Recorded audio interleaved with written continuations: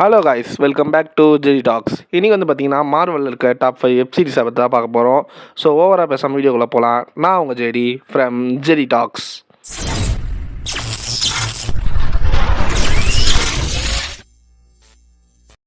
Number 5ல் இருக்குது ஆகாய் சீரிஸ். இது வந்து பார்த்திங்கன்னா ஏன் நம்பர் 5ல் போட்டிருக்கேன்னா, இது ஒரு நல்ல சீரிஸ் தான். பட் இருந்தாலுமே இதில் சில விஷயம்லாம் மாற்றிருந்தால் நல்லா இருக்குமோன்னு தோணுச்சு. அது வந்து பார்த்திங்கன்னா அப்புறமா பார்க்குறேன். ஃபஸ்ட்டு இந்த சீரிஸோட ப்ளஸ் பாயிண்ட் என்னென்னு பார்த்தீங்கன்னா ஆகாய் தான்.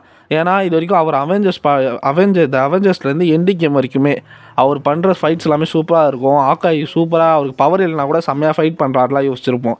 ஆனால் அவர் அதுலேருந்து எவ்வளோ கஷ்டப்பட்டிருக்காரு, அவருக்கு எவ்வளோ அதுலேருந்து அவருக்கு பாதிச்சிருக்கு அந்த ஃபைட்ஸ் எல்லாம் அப்படின்றதுல இது காமிச்சிருப்பாங்க. ஒரு எக்ஸாம்பிள் சொல்லணும்னா, அந்த அவெஞ்சர்ஸ் ஃபைட் அப்போ வந்து பார்த்திங்கன்னா அவருக்கு அதுலேருந்து நிறைய அடிபட்டு அவர் காது ஒரு பக்கம் கேட்காமலாம் போயிருக்கும். இதெல்லாம் பார்த்த உடனே அவெஞ்சர்ஸ் எவ்வளோ ஸ்ட்ரகிள்ஸ் பண்ணியிருப்பாங்க அந்த ஃபைட்ஸ்லலாம் அப்படின்ற மாதிரி நம்ம ஃபீல் பண்ண முடியும். அதே மாதிரி ஆகாயோட ரீப்ளேஸ்மெண்ட்டும் ஓகேவாக இருந்தது, அதுவுமே கொஞ்சம் நல்லா இருந்தது. அதே மாதிரி பார்த்திங்கன்னா இதில் எக்கோவை கூட்டிகிட்டு வந்தது, இந்த மாதிரி இந்த சீரீஸ்க்கு வந்து ஒரு நல்ல நிறைய வந்து ப்ளஸ் பாயிண்ட்லாம் நிறைய இருக்குது. நெகட்டிவ் பாயிண்ட்டுன்னு பார்த்தீங்கன்னா, இது வந்து ஆகாய் சீரீஸ் அப்படின்ட்டு ஆகாயை மட்டுமே ஃபோக்கஸ் பண்ணாமல் அவருக்கான ரீப்ளேஸ்மெண்ட்டு எந்த அளவுக்கு பண்ண முடியுமோ அப்படி போகுது. பெருசாகவும் வந்து வில்லனை வந்து காட்டல. சிம்பிளாக வந்து எப்படி சொல்கிறது, அந்த சீரீஸோட எண்டிங்கும் எனக்கு வந்து பெருசாக ஃபீல் ஆகலைங்க. ஏன்னா இதுக்கு முன்னாடி வந்த எல்லா சீரீஸுமே சரி, இல்லை இதுக்கு அப்புறமா வந்த சீரீஸும் சரி, அதோட எண்டிங்காச்சும் ஓரளவுக்கு நல்லாயிருக்கும். சீரீஸ் நல்லா இல்லைனா கூட.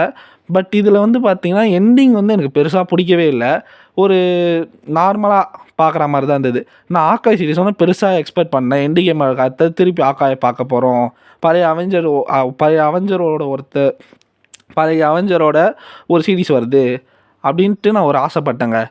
பட்டு இதில் வந்து பார்த்திங்கன்னா ஆகாயை ஃபோக்கஸ் பண்ணாமல் புது அவெஞ்சரை ஃபோக்கஸ் பண்ணது எனக்கு ஒரு மாதிரி பிடிக்கல.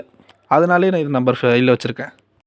நம்பர் 4ல் இருக்கிறது பார்த்திங்கன்னா ஃபால்கன் அண்ட் வின்டர் சோல்ஜர் தான். இந்த சீரீஸ் வந்து பார்த்திங்கன்னா ஒரு நல்ல ஒரு சீரீஸ். எப்படின்னா ஃபால்கனையும் வந்து அவருக்கான ஸ்டோரியும் இதில் நல்லாயிருக்கும். அதுவும் இல்லாமல் இந்த சீரீஸை ஃபுல்லாக வந்து எப்படி சொல்கிறது, சாம் வில்சன் கையில் சூப்பராகவே, அவர் கையில் அந்த ஷீல்டு போனதுக்காக அந்த ஷீல்டு என்னெல்லாம் பாடுபடுது அப்படின்றது சூப்பராக இவங்க காமிச்சிருப்பாங்க. ஏன்னா அவெஞ்சர்ஸ் எண்டிங் கேமில் வந்து கேப்டன் அமெரிக்கா சாம் கிட்ட ஷீல்டை கொடுத்துட்ட பிறகு அவர் எப்படி இந்த ஷீல்டை வந்து அவர் வந்து எப்படி ஒரு கேப்டன் அமெரிக்காவாக மாற போகிறாரு, அவர் இந்த இடத்துக்கு தகுதியானவரான்னு நம்மளுக்குள்ளே அந்த படம் பார்க்கும்போது ஒரு பெரிய ஒரு கேள்விக்குறி இருந்தது. அதுக்கான எல்லா பதிலுமே இந்த சீரீஸில் இருக்கும். ஆனால் இந்த ஸ்டார்டிங்லேயே வந்து பார்த்திங்கன்னா ஃபால்கன் வந்து இந்த கேப்டன் அமெரிக்கா பொசிஷனே வேணான்ட்டு போவார். கிளைமேக்ஸில் திருப்பி எப்படி அவர் கேப்டன் அமெரிக்காவாக மாறுறாரு அப்படின்றது தான் 6th எபிசோடில் காமிச்சிருப்பாங்க. அது சூப்பராகவே பண்ணியிருப்பாங்க. அவரோட கேரக்டராக இருக்குது, அவருக்குமே சரி, ஃபால்கனுக்குமே இதில் வந்து அவரோட கேரக்டருமே சூப்பராக பண்ணியிருப்பாங்க. இது ஃபால்கனுக்கும் சாம் வில்சனுக்கும் 2 பேருக்குமே இந்த ரைட்டிங் வந்து நல்லா இருந்திருக்கும். ஸோ இது முடிச்சுட்டு நீங்கள் புதுசாக இப்போ வர கேப்டன் அமெரிக்கா 4 படத்தை பார்க்கும்போது உங்களுக்கு நல்லாவே இருக்கும். 3rd பொசிஷனில் இருக்குது பார்த்திங்கன்னா வாண்டா விஷன். இந்த சீரீஸ் ஏன் வந்து 3rd பொசிஷன் வந்து வச்சுருக்குன்னு பார்த்தீங்கன்னா, ஏஜ் ஆஃப் அல்ட்ரான்லேருந்து வாண்டாவை வந்து கொஞ்சம் கொஞ்சமாக தான் அவங்க பவரை காமிச்சிருப்பாங்க. பட் இந்த சீரீஸில் அவங்க பவர் வந்து பார்த்திங்கன்னா பயங்கரமாகவே இருக்கும். ஏன்னா ஒரு ரியாலிட்டியை அவங்களால வந்து பிரேக் பண்ண முடியும், அவங்களால ஒரு புது ரியாலிட்டியை உருவாக்க முடியும். அவங்க பவர் எந்த எல்லைக்கு போகுன்றது இதில் காமிச்சிருப்பாங்க. இதுக்கு அடுத்தது தான் டாக்டர் ஸ்ட்ரேஞ்ச் மல்டிவர்ஸ் மேனர்ஸில் காமிச்சிருப்பாங்க. ஆனால் அதுக்கு முன்னாடி இந்த சீரீஸ் ஃபுல்லாகவே பார்த்திங்கன்னா விஷனுக்கு பவர் இருக்கோ இல்லையோ வாண்டாவை அவ்வளோ பவராக காமிச்சிருப்பாங்க. அவங்களால முடியாதது ஒன்றுமே இல்லை. டாக்டர் ஸ்ட்ரேஞ்சுக்கும் ஒரு படி மேலேன்றது டாக்டர் ஸ்ட்ரேஞ்ச் 2க்கு முன்னாடி இதிலே காமிச்சிட்டாங்க. அதனாலே இந்த வந்து பார்த்திங்கன்னா இது வந்து சூப்பரான ஒரு சீரீஸ். அதனாலே வந்து பார்த்திங்கன்னா 3rd பிளேஸில் போடுறேன்.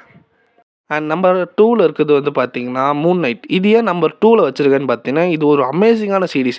ஏன்னா காமிக் படித்தவங்களுக்கு மூன் நைட் யார், அவரோட பவர்ஸ் என்ன, அவரோட பேக் ஸ்டோரி எல்லாமே தெரியும். பட் மூவியை மட்டுமே அவெஞ்சர்ஸ் மூவியெல்லாம் ஃபாலோ பண்ணிட்டு வரவங்களுக்கு இதை பற்றி எதுவுமே தெரியாது. எனக்குமே சரி, இதை பற்றி நான் எதுவுமே காமிக்லேயும் அவ்வளோவா பெருசாக பார்த்ததில்ல, படித்ததுமே இல்லை அவ்வளோவா சரியாக காமிக்கலாம். அதனால நான் படங்கள்லேயும் இது பார்த்ததே இல்லை. மூன் நைட் கேரக்டர் ஒரு ரெஃபரன்ஸ் கூட இருந்திருக்காது அங்கங்கே. ஆனால் எப்படி சொல்கிறது, இதுக்குன்னு ஒரு தனி சீரீஸ் வரும்போது ஓகே, இதுவும் ஒரு சாதாரண சீரீஸாக தான் இருக்க போகுது அப்படின்னு பார்த்தா, ஒரு எப்படி சொல்கிறது, அன்னியன் படத்தை ஹாலிவுட்டில் எடுத்திருக்காங்க அந்த மாதிரி தான் நான் யோசித்தேன். பட் இதுக்குள்ளே போய் பார்க்கும்போது இந்த சீரீஸ் வேறு மாதிரி பண்ணியிருப்பாங்க. அந்த ஆக்டர் சூப்பராகவே நடிச்சிருப்பார். அதே மாதிரி இந்த சீரீஸ் வந்து பார்த்திங்கன்னா அவரோட எப்படி சொல்கிறது, அவரோட கேரக்டர் என்ன, எல்லாமே ஒரு மாரி புதுசா இருக்கும் டிஃப்ரெண்ட்டா. இது மல்டிபிள் பர்சனாலிட்டி அந்த விஷயம் வந்து பார்த்தீங்கன்னா, புதுசு தான். அது நம்மளுக்கு புதுசு இல்ல. தமிழ் சினிமாஸ்லயே பார்த்துட்டுருப்போம். பட் இருந்தாலும் இதுக்குள்ள என்ன ஸ்பெஷல்னு பார்த்தீங்கன்னா, super hero concept plus multiple disorder. இது 2மே ஒண்ணா சேர்ந்தா ஒரு மனுஷனுக்கு எப்படி இருக்கும்? அப்படின்னு அழகாவே காமிச்சிருப்பாங்க. அத அந்த ஹீரோவா ப்ளே பண்ணியிருக்கவரு சூப்பரா பண்ணியிருப்பாரு. மத்தபடி சைடு கேரக்டர் எல்லாருக்குமே வந்து ஆர்க்லாம் குடுத்துருப்பாங்க. அதுவும் கான்ஷுக்குலாம் வந்து பார்த்தீங்கன்னா, சூப்பராவே அவரோட பெர்ஃபார்மன்ஸும் சூப்பரா இருக்கும்.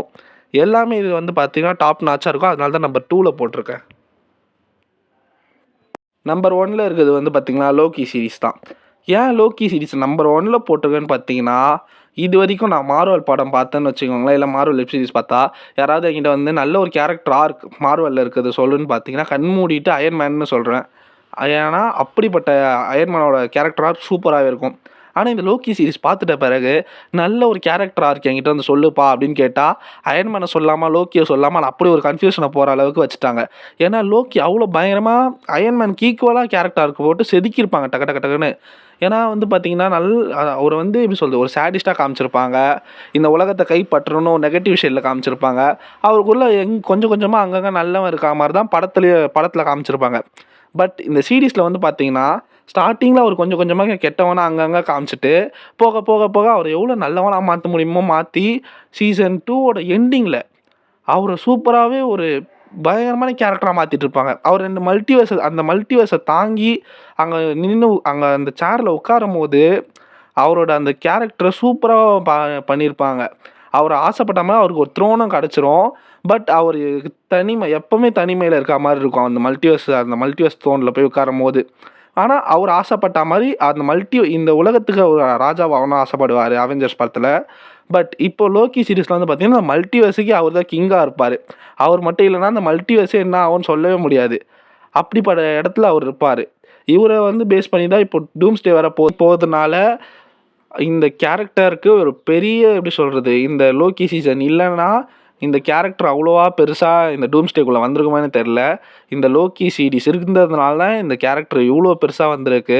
அதனாலேயே இந்த லோக்கி சீரிஸ் எனக்கு எப்பவுமே ஃபர்ஸ்ட் இடத்துல தான் இருக்கும். ஸோ இது என்னோட பர்சனல் ஃபேவரைட். உங்களோட ஃபேவரைட் எல்லாம் மறக்காம கமெண்ட் பண்ணுங்க. நம்ம ஜேடி டாக்ஸ் சேனல சப்ஸ்கிரைப் பண்ணுங்க. ஆக்சுவலா நான் ஒரு வீடியோ போட்டு ரொம்ப மாதங்கள் ஆயிடுச்சு. இதுக்கப்புறம் நான் கன்டினியூஸா வீடியோ போட ஆரம்பிக்கிறேன். ஸோ இந்த வீடியோவுக்கு ஒரு லைக்க போடுங்க. தேங்க் யூ ஃபார் த வாட்சிங். பாய்.